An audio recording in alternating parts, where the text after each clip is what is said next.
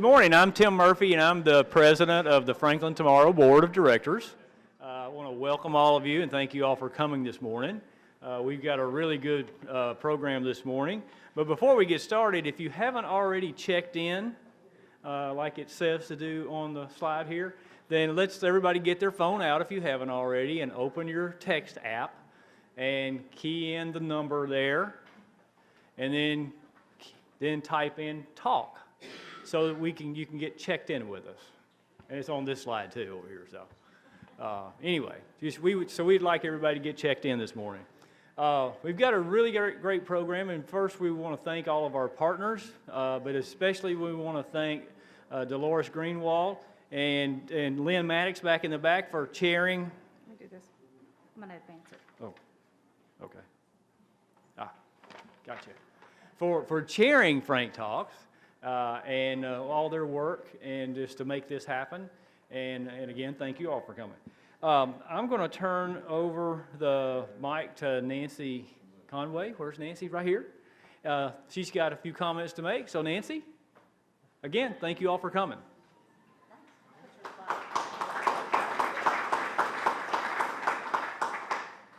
Good morning, ladies and gentlemen. Can everyone hear me? Okay. Hello. A few months ago, Frank Talks decided to have, at certain Frank Talks meetings, like this one, a question entitled, Did You Know?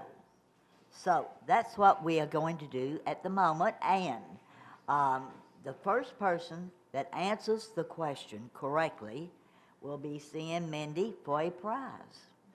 So, today's Did You Know?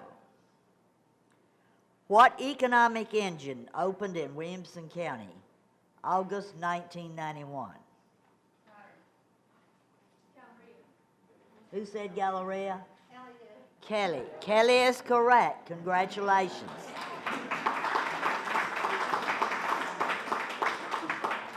That's what happens when you're a planner for the city of Franklin, right, Kelly?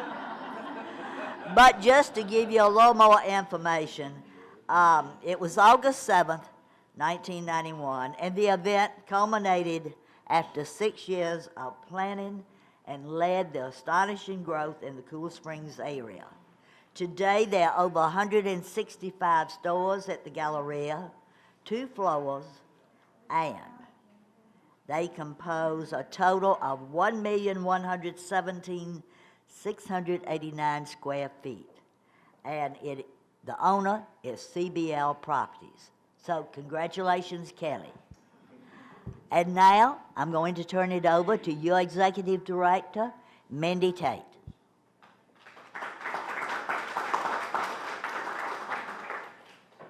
Good morning. So I'm going to introduce to you now, we're here to have 4 people to know in 2018, but we're first going to let you hear from 3 people to know for our organization this year as we undertake a new initiative called On the Table. And our co-chairs are Jim Roberts, Mary Lee Bennett, and Alina Bell, and Patrick Baggett is not able to be with us this morning. But they're going to tell you a little bit quickly about On the Table and how you can get involved.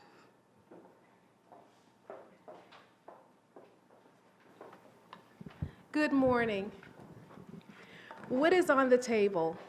On the Table is a one-day community engagement initiative that we're looking forward to hosting on October the 30th, thank you, of this year. Everyone is invited to be a host, and everyone is invited to join the conversation. It is going to be a Franklin-wide community conversation. Again, the date is October the 30th, and I believe everyone has, you can't have enough chip clips, and also the On the Table save the date information.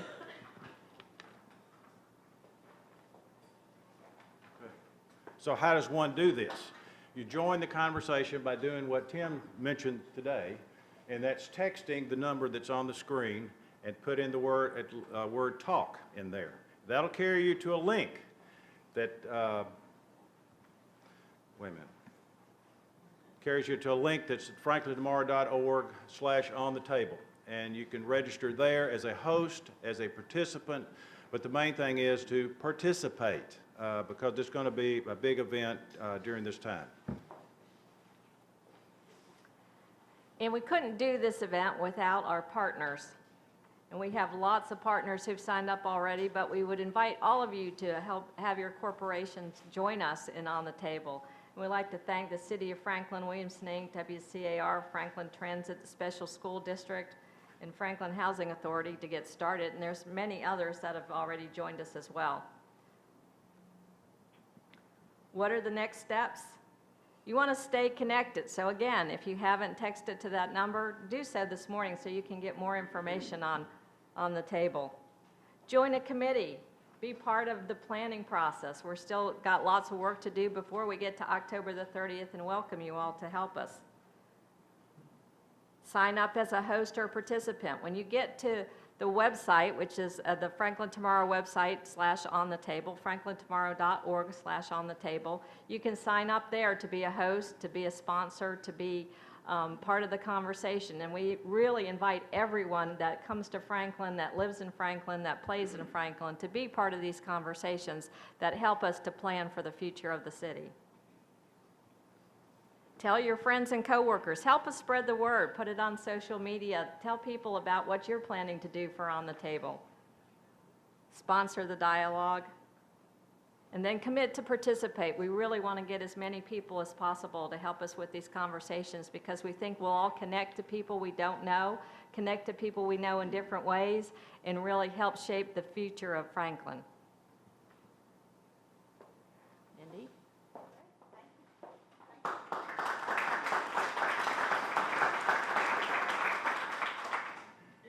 Well, one slide down.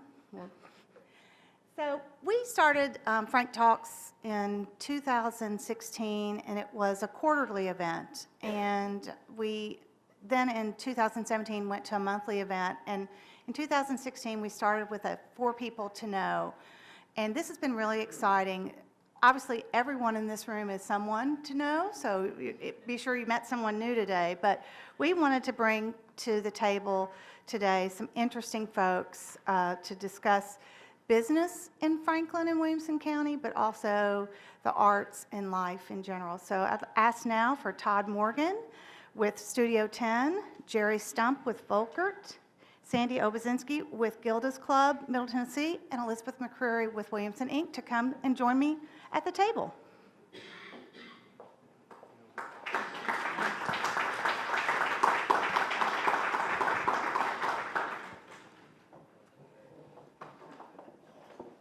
And I'm going to sit way down here to avoid any feedback on the microphone. I'm going to try that really hard. And if you guys will share that mic, that would be great. Thanks so much for doing this. Elizabeth is getting a makeup today. Who was at breakfast with the mayors in April when the lights went out? I've promised her the lights won't go out today. Dolores, don't make me a liar, okay? Let's not have the lights go out today. So let's just start, and Jerry will start at the end of the table there, and have each of you tell people who you are and what you do on a day-to-day basis. Okay, thank you, Mindy. I'm Jerry Stump. I'm the president and CEO of Volkert. Volkert is a professional services firm. We provide planning and engineering and construction for all types of infrastructure. So anything transportation related, whether that's roads, bridges, airports, waterports, rail, transit, traffic, parking. I'm not responsible for the traffic in Franklin, by the way. But anything infrastructure related, we would be involved in the planning and the delivery and the oversight of those types of projects. We also are involved in education and healthcare and a few recreational type areas in delivering facilities. And so those are basically what we do. We are national, and actually our global, I think we just went off, didn't we? No, I think you're okay, though. Okay. Our global headquarters is located here in Franklin, and then we have offices in more than 20 states around the country. That's what I do. I think you asked me who I am, so I'm a husband, I'm a father, active in my faith, active in the communities where we work and live. We've lived here in Williamson County for a little over 25 years. So while I'm not a native, we've certainly seen a lot of the changes that have come here to the area. So we obviously love it here and just very happy to be here this morning. You left out the one thing, the bluegrass. The one thing, You left out one thing. I also try to play music occasionally, so we do enjoy getting away from the professional side of what we do, and we try to play music whenever we can, local places like Puckett's and things like that. So you mentioned the one spot that's probably the weakest. Good morning, everyone. I'm Sandy Obazinski, and I'm the president and CEO of Gilda's Club Middle Tennessee. We are a nonprofit organization that provides free cancer support to anyone whose life has been impacted by cancer. So we exist for people who've been diagnosed themselves at any point in their journey, and also for friends and family. We help women, we help men, teenagers, children, families. It could be at early diagnosis, in survivorship, in bereavement, whatever the case may be. We really are a come-as-you-are organization to provide support, and it's all free. So as a nonprofit, we fundraise, we work hard to build relationships in the community to continue to grow our program. And the most recent example of that is 3 months ago, we opened a new location here in Franklin, right near Williamson Medical Center. And it's really wonderful to see so many friends and smiles. I know many of you were there, and I see that on your faces, and thank you for supporting Gilda's Club as an organization, as we've grown really to meet people where they are and to meet the needs of people who are impacted by cancer. Because I think at this point, I think it's a rare person whose life has not been touched in some way, shape, or form by cancer. And personally, I'll share, my life was touched by cancer. In 2004, I lost my husband to leukemia. I was 33 at the time, so there's no preparation for that. He was only 39 at the time. And ever since that loss, for me personally, I didn't do a lot of wondering why or grasping for some mysterious meaning that you can't really figure out anyway. But what I set about doing was creating meaning out of it. And so that has been my path ever since moving to Middle Tennessee 13 years ago, is to create meaning out of an incomprehensible experience and to make it matter in the future so that it wasn't lost. It wasn't just this tragedy that happened. And that's what led me to nonprofit, and it's what led me to Gilda's Club when I came to the organization a little bit over 2 years ago. So thank you so much for having me. Thank you, Mindy, and for everyone here. I'm excited to talk with you and learn more about all of you and share more about Gilda's Club. Thank you. Good morning. My name is Todd Morgan, and I'm the managing director with the Studio 10 Theater Company right here in Franklin. A lot of you may be familiar with the company, but I'm going to tell you about it anyway, because one of my personal quests here is that this company we're getting ready to start our 9th season, but there are many residents, owners, professionals working in the community that don't know about us and don't know what we do. So I'm going to tell you just a little bit about us. This company was started, 9 years ago, started at the Franklin Theater itself when that building was renovated and opened. And about 4 years ago, we moved over to the factory at Franklin. So all of our offices, rehearsal space, costume shop, scene shop, as well as performance space exist at the factory. We do typically 4 to 5 main stage productions a year. And that includes full musicals, plays, concerts. We do a legacy series where we honor typically one legendary artist in the field. And we've also used outside performance spaces as we explore Middle Tennessee and growing to be a regional company. We recently did a show at the Ryman Auditorium. We've done shows at TPAC, we've done shows at the Skirmerhorn, all of that, there again, broadening the horizons. And just to let you know, in the 8 short years that the company has been around, we've created a regional and national reputation in the theater community. And I say all that to say that's what brought me here. So the reputation has gone far beyond that of Franklin, but somehow we're still missing some pieces in the community, and that is a big quest of mine to make those connections. So just so you know, I moved here from Northern Virginia, just outside the DC area last September. So it's almost my 1-year anniversary with the town and the company. Originally from North Carolina, longtime resident, and moved here because of the company, the position, and really my quest to sort of blend this lifestyle with the professional environment that we do. And we are a professional company. By that, we hire union artists, actors, actresses, as well as local actors and actresses. And now they're starting to come in from everywhere. We had local auditions for the season, and they're driving in from Atlanta, from Florida. They're coming in from New York, so it's really a broad base. But just a little bit about me. I was in the DC area for about 7 years. I moved there to work at the Kennedy Center, a real small theater company. And I was there for about 3.5 years, and then I jumped the river, as we say, and to work at the Signature Theater, which is in Arlington. And I liken our company very much to a young Signature who started in an actual auto garage doing about 2 or 3 shows a year, and now is, an $8 million organization doing, 8 main stage shows a year, plus a full-on education program. And I have a lot of big goals for us, and that's where we are. I'm a father as well. I just moved my daughter here 2 weeks ago. She just started high school today, and so we're new in the community, and I look forward to meeting many of you here today. Good morning. I'm Elizabeth McCrary. I'm Chief Economic Development Officer for Williamson, Inc. We are the Chamber of Commerce and Economic Development organization for the county.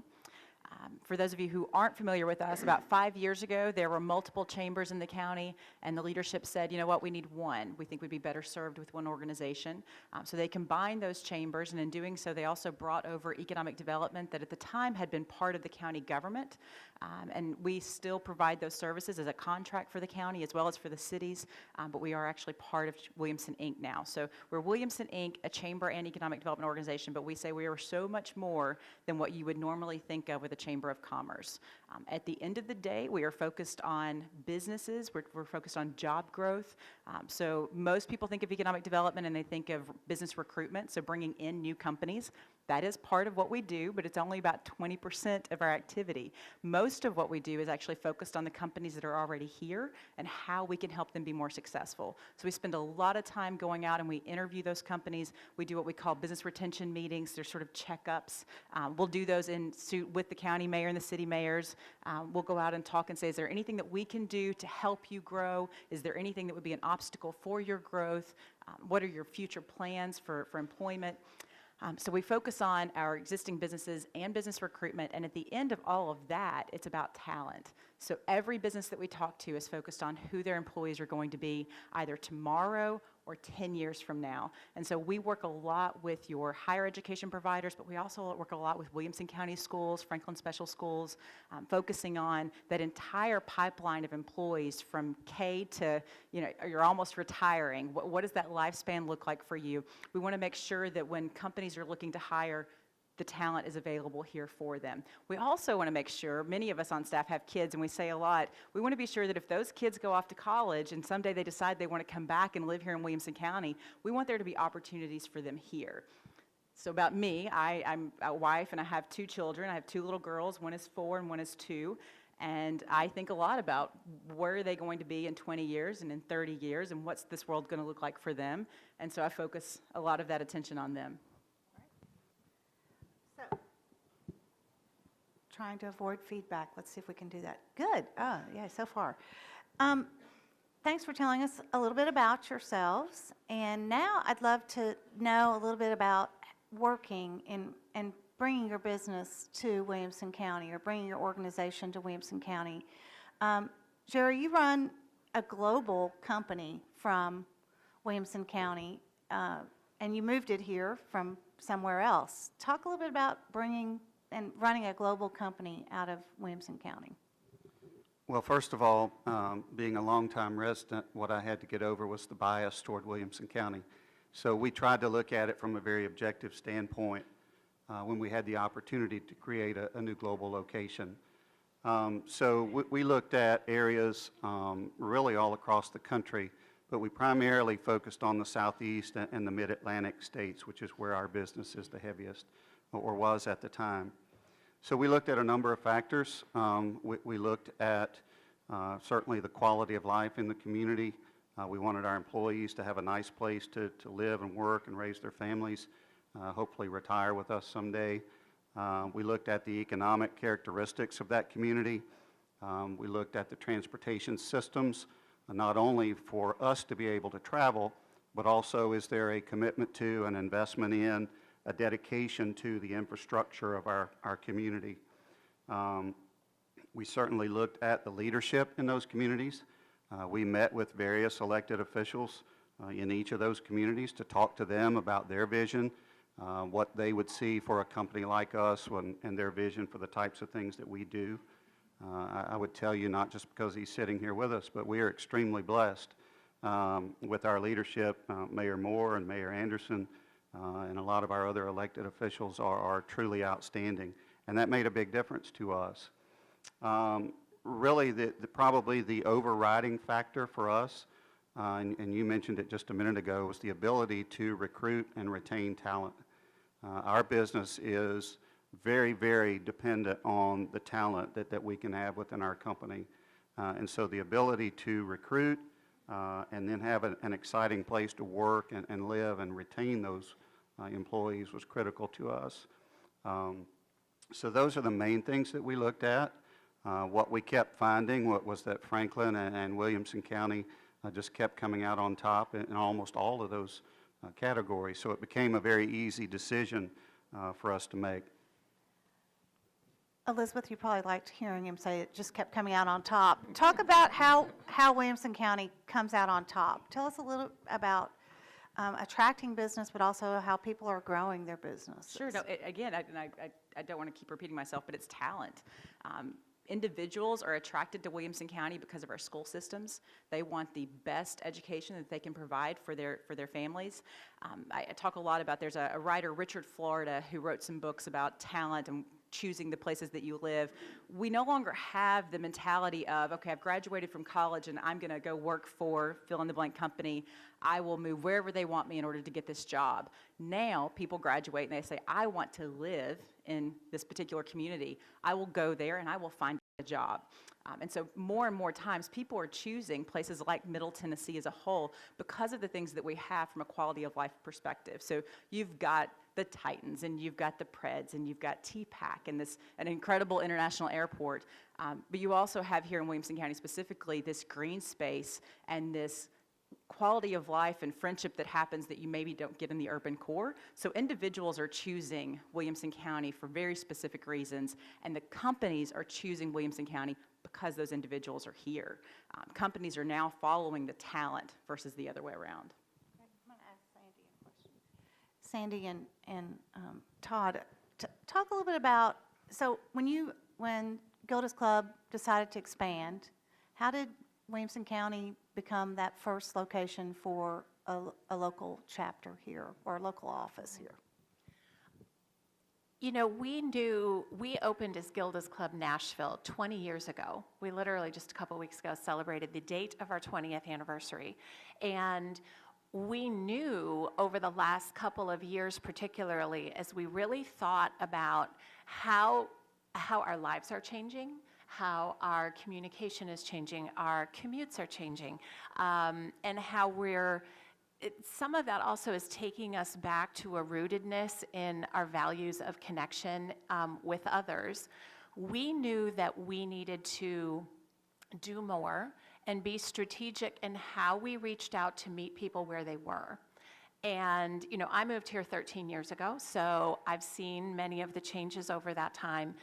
We knew that getting to our sort of home-based location, our clubhouse in Midtown, we knew that that was becoming increasingly difficult for people in all directions around Nashville to get to a location that is just outside of downtown, just off of 40.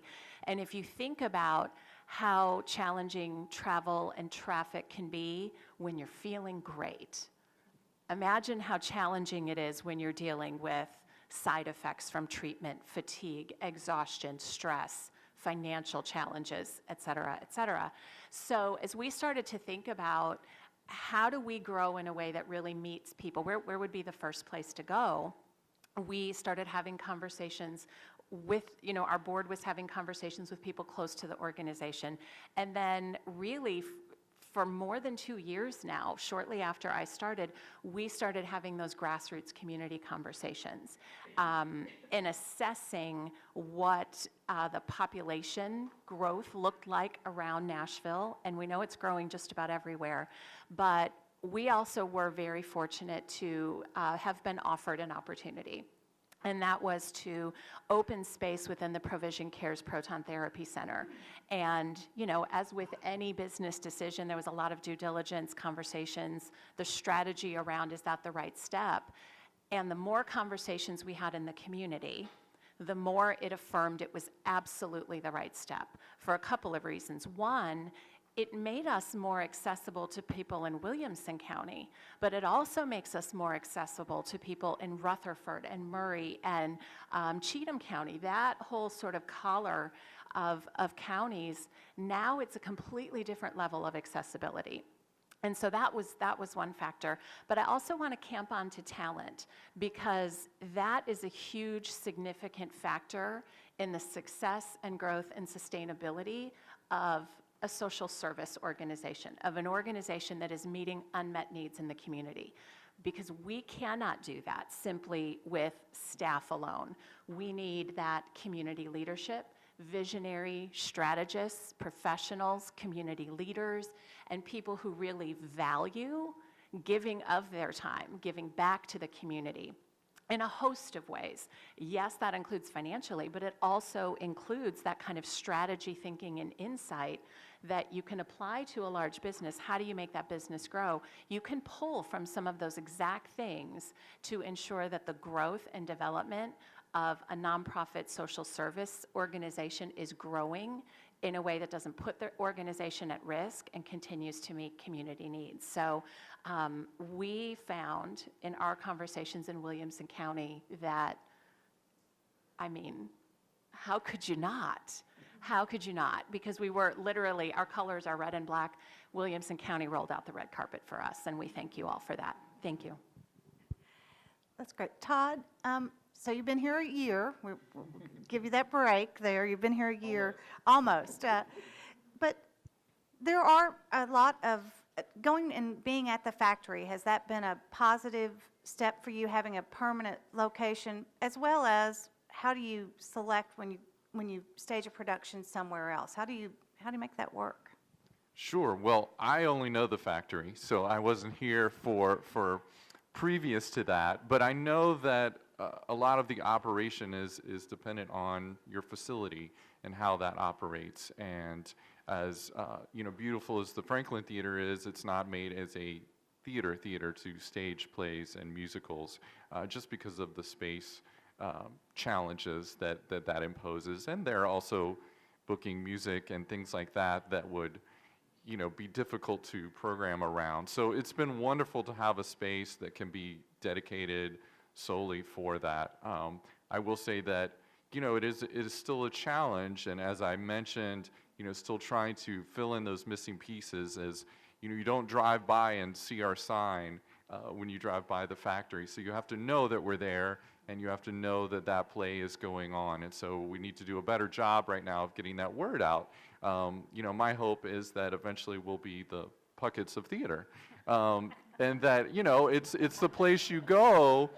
It's the place you go on Friday night to see whatever show we happen to be doing, and that you come because of the quality and the artistry that we put on. So no matter what the play or show is, that you're coming to experience it for the first time, or maybe you've seen that show a dozen times and you get a new experience of it. I had a good friend of mine that did a video post a while back, and he does a lot of new plays that people have never heard of. And he said, you know, you're coming on Friday night not because you're coming to see Colossal by Andrew Hinderaker, but you're coming because of, in his case, the Olney Theater Company. In our case, you're coming because it's Studio 10.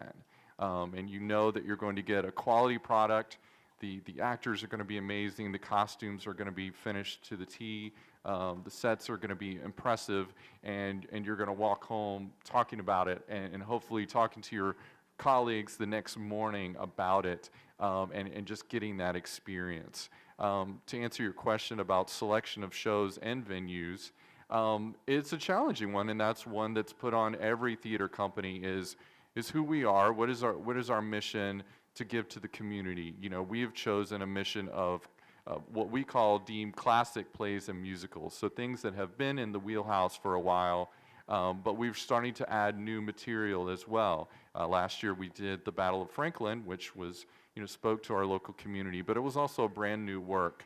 We're getting ready to start rehearsals tomorrow for Frankenstein, which is a title that everybody in this room will recognize, but it's a brand new script, meaning it's just been written, literally just been written, and they're still tweaking and making changes to it, which is very exciting for us. And you know, we want you to still come and experience that and come away with something new, like, oh, I never knew that about that work, or I never knew that experience. So we're trying to be very deliberate with our choices of what we produce, and the venues go along with that. I mean, the reason we did the Glenn Campbell Legacy at the Ryman was it was very timely, of course, with his passing, and we got permission from the family to do that and honor them. I actually had 3 of his children in the production, and the family was there, and it was a very special, you know, moment. But you know, we felt like we needed a venue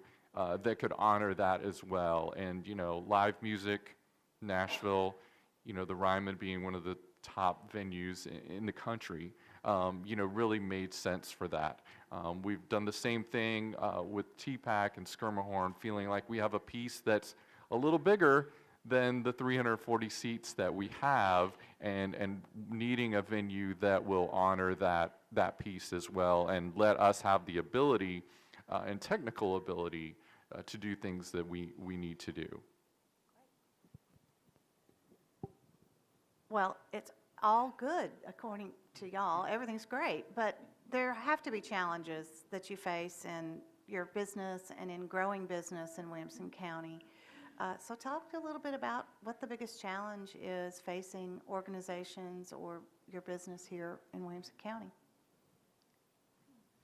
I know it doesn't have to be negative. Microphone came down here pretty quick. I'm glad I didn't sit in that seat.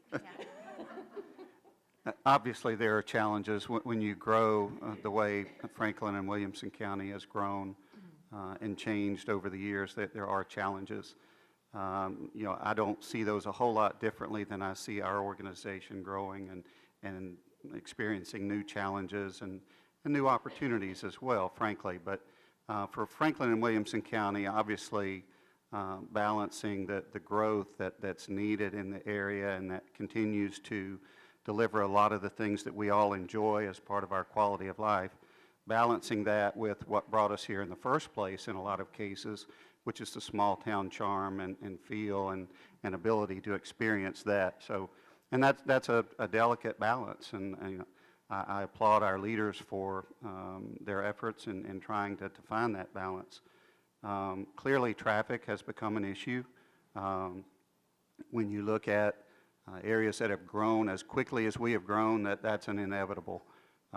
If there were funding available to keep up with the infrastructure, it's unlikely we would have kept up anyway, just because of the rapidness of that growth. But I think we're at a crossing point, if you will, and not just in Williamson County, but in the metro area, the 10-county area, however you prefer to look at it. I think the entire area is at a crossing point.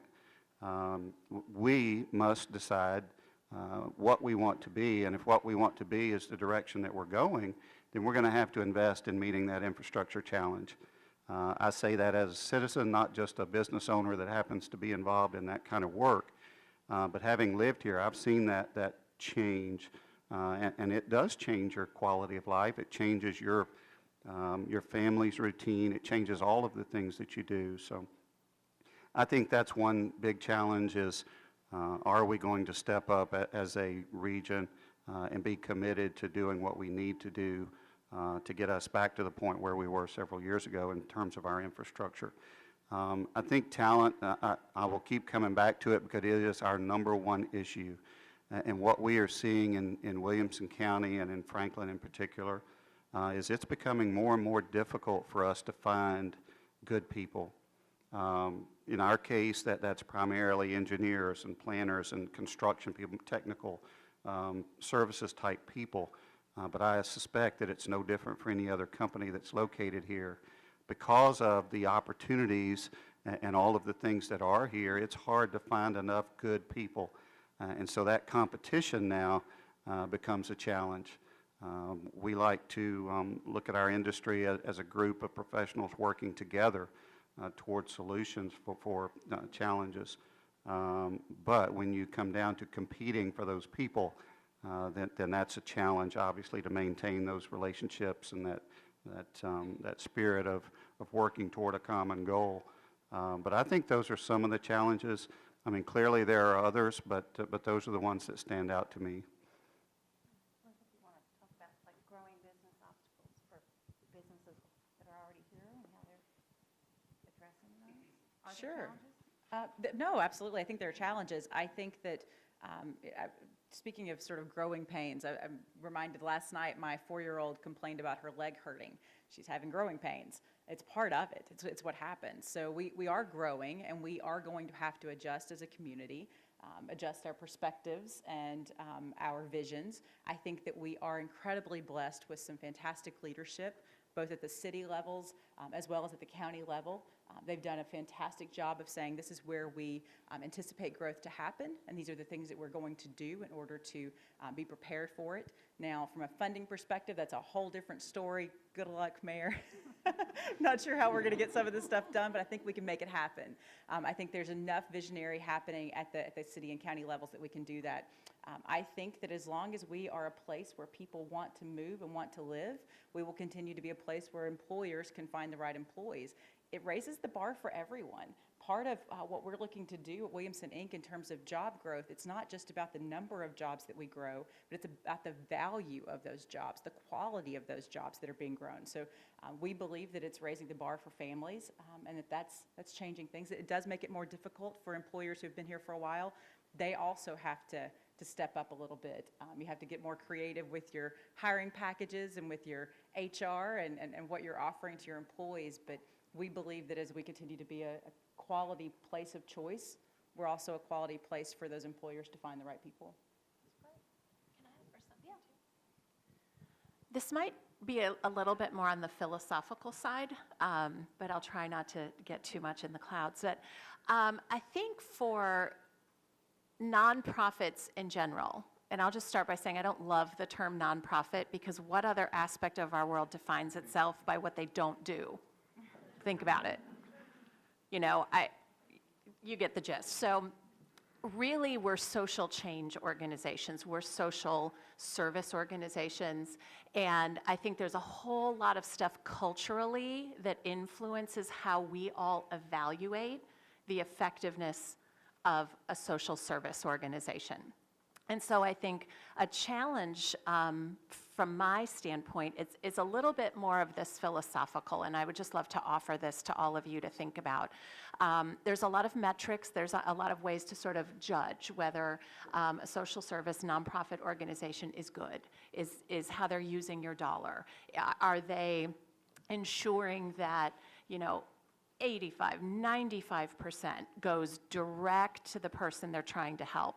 That's a complicated question because it takes smart people, creative, strategic problem solvers to really have a big difference and make a big impact. So I would just sort of challenge everyone in how you think about nonprofit social service to focus on that word impact. What are they getting done in the community? And I think as we have more conversations as communities about the differences that organizations are making, organizations like Studio 10 and Gilda's Club and so many others, you start to see it as you're making an investment in an organization that is providing a service, artistic value, cultural value that helps in the recruitment of incredible companies and incredible talent. I mean, it's just a big cycle, but I think that impact is a big challenge for organizations like ours, and I'm not at all sloughing off responsibility for using donor dollars wisely. We are community-owned organizations, really. So I take that seriously. I haven't met a CEO who hasn't taken it seriously.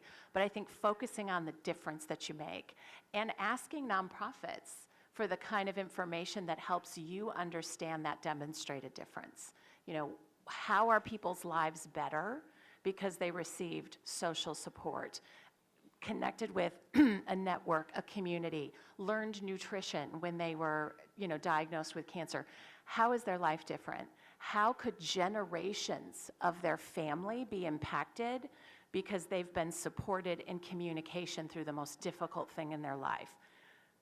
Now, that's hard to measure, but that's impact, and that's worth investing in. Well, I was just going to jump off of what's been previously said, and the first word that comes to my mind is education. And I mean that not in the literal sense that we like to think of the classroom environment, but education to the community and our constituents and our patrons and what we're doing here today, educating about our business and nonprofit versus tax exempt, and what that truly means. Theater is expensive. We all grew up with the Mickey Judy model. You got a barn, I got some costumes, let's put on a show. I did my first show for, a few $100s, but it's expensive. Just the royalties, the costumes, the scenery, and I think most people coming to a show, like you said a minute ago, well, this all sounds great. There are no problems here. It's beautiful. It looks awesome. You don't need any contributions.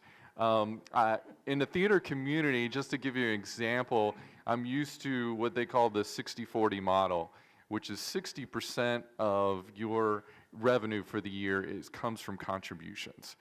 Studio 10 has an unprecedented phenomenon of the other way around. In fact, 2 years ago, it was more 70-30. 70% ticket sales. So this community loves the shows. And I'm thrilled. I mean, it's ecstatic. I show those stats to my colleagues and peers in the industry, and they were like, I would kill to have those ticket sales. But I'm worried about you on the contribution level. And I think a lot of that stems from this education that I'm talking about. And we have to do a better job of what are you getting for your dollars? Why do we need that? Why is it so expensive? We do an amazing job with a staff of 9 people, full-time staff of 9 people. Some of our lifeblood is our intern program that we have, where we have interns from all the major universities in the area that basically function as staff members. We've got full-time staff members doing 2, 3, 4 different jobs because that's how we can afford it to facilitate it and hopefully grow that. And just real quickly talking about the talent, we have no problem with actual artist talent in this area. This is a beautiful place to be. Our tricky part is the technical talent that we need because we're not a true theater town yet. We're growing. We have a lot of young blood in that arena, and so trying to give back and give education. I actually start my first teaching gig next week doing an adjunct class at Belmont in the business of musical theater. And my hope is obviously to give back to what I have learned over the years, but also the hope that that community of young artists will grow into this business and at least have more of an appreciation for that and understand what the possibilities are right here without going anywhere else. And that is a personal quest of mine, is to strengthen the technical end of the talent to grow with the artistry as well. So we need to do a better job of education. That was very interesting. I want to ask you just one final question. What's one thing that drives you every day? We're trying to get to know you a little better, so what's one thing that drives you every day? A Jeep Grand Cherokee? That's not what you're looking for? No. No, you drive that, it doesn't drive you. So I'm torn between two things to say here. I initially would think, it'd be obvious to say my girls, my two daughters, I want to make the world better for them, but the truth is I was a human being and a person before I had them. So let's go back a little bit before that. I am driven by a need to make things better, and I know that if I do my job well, there are going to be more jobs here in this community, and there are going to be better jobs in this community, and so the community will be a better place because I'm doing it. I show up every single day with that as my heart and as my mission, is how do I make things better? There are still people in Williamson County who are homeless. There's still people sleeping in their cars. There are still people who are underemployed. How do we make sure that that changes? How do we affect change there? So that's my drive. Yeah, I think it's passion. It's passion for what you do. As an artist myself, I've gone through the the long list of laundry jobs that you can have in this industry, from actor, director, sound technician, light technician, multiple schools. I went back to grad school at a late age. I've moved my family. This will be the third time. You do a lot of sacrificing for this, and our vision changes of what that should be or why you do it, as you grow older.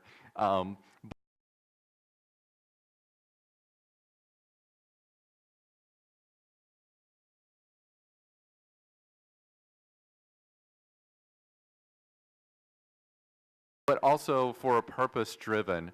I wanted to support, preserve, and curate and give back this art to whatever community I'm a part of, and it's a part of feeling that this art is meaningful and it makes sense. And when I talk to a patron or a child that comes and experiences a show for the first time, it's impactful, and it's something that you don't get on TV or at the movies. It's live theater, and it's experience like nobody else has, and to feel like that we provide that and give that back is pretty amazing. And that's what keeps me going. That's what keeps me dialing in the dollars and doing all the unfun side of theaters, we like to say, because we know at the end of the day, it's all about when the curtain goes up, and even more when the curtain goes down. I love this question. For me, it really is creating meaning and creating circumstances to help people do that together. I really subscribe to the Maya Angelou quote of, people will forget what you said, they'll forget what you did, but they'll never forget how you made them feel. And I've probably failed in that as many times as I hope I've succeeded. But helping create meaning for others and for myself. Recently, someone involved with our organization, and he's on the finance side, and just a lot with the numbers. And so I think it made it even more meaningful that this came from him. He said, thank you so much for including me and giving me updates and letting me know what's going on with the organization. I really feel like I'm part of it with all of you. And that was the best day. I'm supposed to follow that, right? Yes. I think personally, I strive to be a better every day. I want to be a better Christian, a better husband, a better father, a better family member, friend, whatever personal interaction that I have. I want to be better. I normally fall miserably short, but that's okay. But professionally, I think the thing that drives me, we are an employee-owned company. So we have about 1,200 people in our company, and every one of those individuals is an owner of the company. So I know that those individuals are looking at our company as not only their livelihood, but in most cases, their retirement as well. So I'm driven to make that company as good as I can make it and make their experience as good as I can make it sustainable so that they know with whatever assurance we can give them that if they stay there and they do their job well, not only are they going to have a great career, they're going to have a nice retirement as well. So knowing that's a little different because of the ownership model, but knowing that every one of those individuals relies on that company really will drive you to try to be your best. Well, I think we've gotten to know y'all a little bit and know about your businesses for sure. We appreciate you being here. Let's thank them for being here this morning.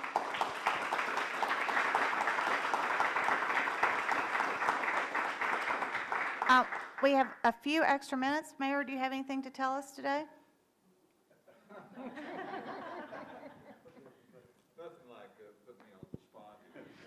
I never met a politician who really would pass up the opportunity to speak, though, you know. I think the thing that I see today, I get to sit down, I don't want to be the spot. The thing that I see is the enormous complexity of our community and the talent level that we have here. And that's just one thing that makes us so unique and such a great place that we want to make sure that we're working very hard to maintain our city as a place where people do want to live, work, raise their family, and play and go to church and all those things. So it's a difficult task. We have a lot of challenges moving forward to try to conquer that, and we're up to the challenge, and thanks for the opportunity. I'm going to go move my slide here just to say thank you for being here. As Sandy mentioned, I do think it's interesting sometimes when you talk about being a nonprofit, and Franklin Tomorrow is a nonprofit, and we feel we're adding value to the community, and we would hope that you would support us in ways that you can, and that you do that by being here, but also these are a couple of things that you can do to be part of supporting Franklin Tomorrow. Have a historic Franklin license plate on your vehicle. That half of the revenue from the extra fee comes back to Franklin Tomorrow, and we are appreciative. The mayor has number 64. John Schroer will not give up number 1. He had it when he was mayor. But also then we've got our Mayor's Cup Golf Tournament coming up on October 3rd, and we're looking for whole sponsors for that event as well. We couldn't do this event monthly without the support of the Vanderbilt Office of Community, Neighborhood, and Government Relations, as well as our partner, Renaissance Bank, so please thank them. And this morning you enjoyed coffee, courtesy of Brian Wolf of Community Coffee, which is a family-owned business that's celebrating 100 years in business this year out of New Orleans, and he's very community-minded, and we appreciate Brian's support for this event as well. Our next event is September 13th. It's always the second Monday of the month, and we'll be sending out an announcement on the topic and the location very soon. And please visit franklintomorrow.org/on-the-table to learn more about our upcoming initiative. Thank you again to our panel, and we really appreciate it.